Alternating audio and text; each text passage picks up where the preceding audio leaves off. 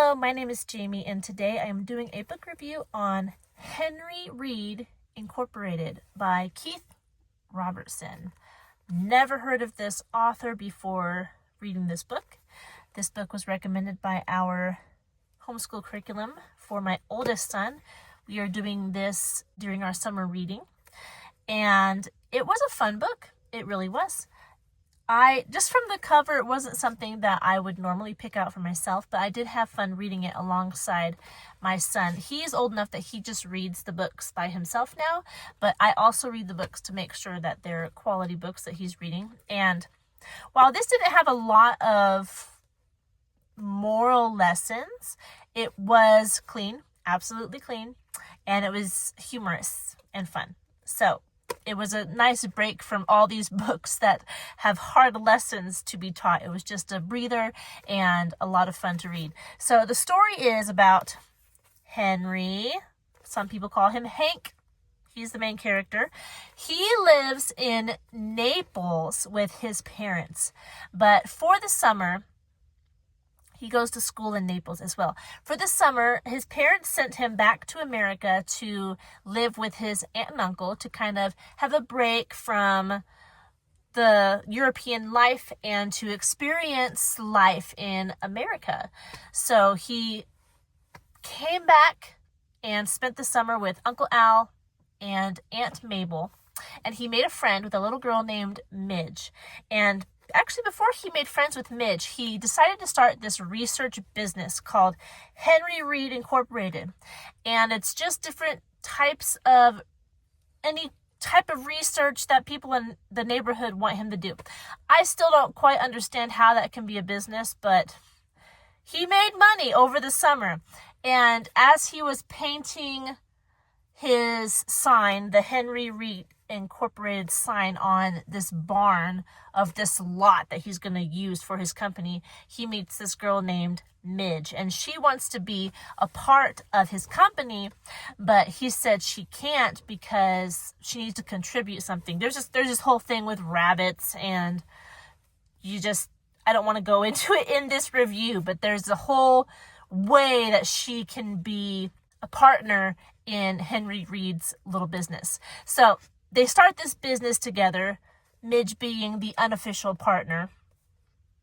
And throughout the summer, this book chronicles what they do. So they get into a lot of trouble, not even like directly trouble, but they just cause random things to happen in the neighborhood that probably wouldn't have happened otherwise. But when two kids set out to research just how the world works, things are going to happen. They just are, because kids are very inquisitive and they don't know kind of the social norms about how to go about looking into stuff. So they just do it, and then it'll affect neighbors and stuff like that.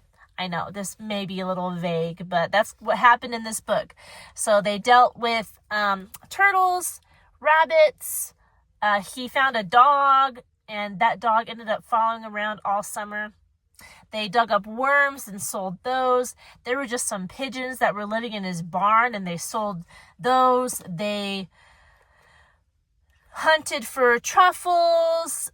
The dog Agony got stuck in this tube, and it actually caused the construction men to pull it out and replace it, which was actually needed in the town. So the fact that happened was pretty humorous. The whole chapter, to me, was humorous. They did experiments. They tried drilling experiments. They tried hot air balloon experiments. They did a lot of different stuff. And I know there's not like a set moral lesson in this book, but I guess what it does beneficially for kids is to encourage them to try things and to think about things and to try to look at the world and find out how it works and try to understand how you can manipulate it and work with it. And it was just very interesting and fun to watch these kids really think about their circumstances and where they live and how they can make it better, how they can figure out how things work. it encourages kids to want to do that too, because they did these things that were a lot of fun and interesting. And I can imagine kids reading that and being like, oh man, I want to try that, because it was just very humorous. So that's the good thing about this book. It gets kids to want to learn and do more and try more. So there you go. That's a good thing about reading this book. And it's just, there are illustrations, but a lot of the words look like this. And that's actually a lot of words on a page, especially for younger readers. I'd probably place this book at 5th grade. I looked up the reading level and it said between 3rd and 7th, but I'm going to put it in the 5th grade playlist here on the channel. So if you have a kid between the ages of 3rd and 7th grade, or like I always say, any grade that looks at this and wants to try to read it, I say go for it. Look, here's an illustration. They're looking at that deer. There's one at the beginning that I really liked. See if I can find it. He's painting the sign and there it is. I love this. I don't know why I love this picture, but I do. It's kind of, this could be on the cover of the book, because it kind of tells the story of what's going to happen in the rest of the book. Him trying to run this company and Midge tagging along and deciding that she's going to run the company too.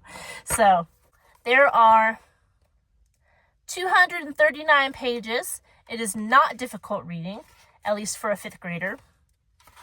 It was written, who knows when it was written? Where is it? It was written in 1958. So I like how the author, Keith Robertson, he writes as if, I think the boy's supposed to be 14 years old, maybe younger.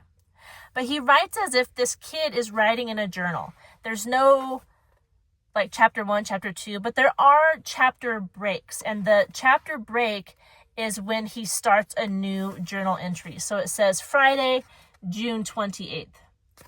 And that's the beginning of the next chapter. And each chapter deals with a day in his life, or just a small short entry of something he thought about, or an event that happened in a day. Because sometimes he'll have 2 entries in one day. Anyway, it's a fun book. I enjoyed it. It wasn't like deep thinking, but it was more adventuresome and a look into the lives of a couple of kids who are having a great summer discovering how the world works around them. So lots of fun, and I did enjoy it.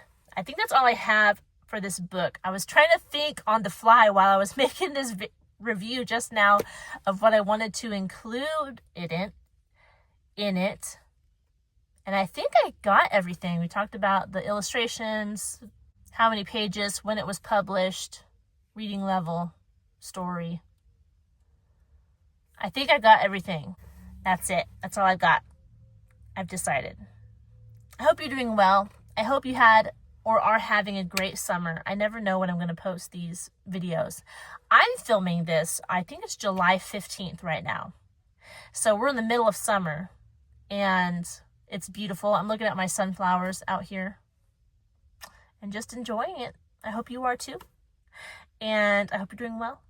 If you have any questions about this book, don't forget to leave them down in the comment section below so I can answer them for you. I love it when you guys ask me questions. It makes this channel seem worthwhile, and that you guys really want to know what these books are about and how they can benefit you and your kids. And I'm glad when I hear from you guys. So please leave a comment if you do have a question, because I will do my best to answer it and get to it. Also, don't forget to subscribe if you want to see more content like this. But I will talk to you in our next video. Thanks for watching this one, and I will talk to you soon. Bye.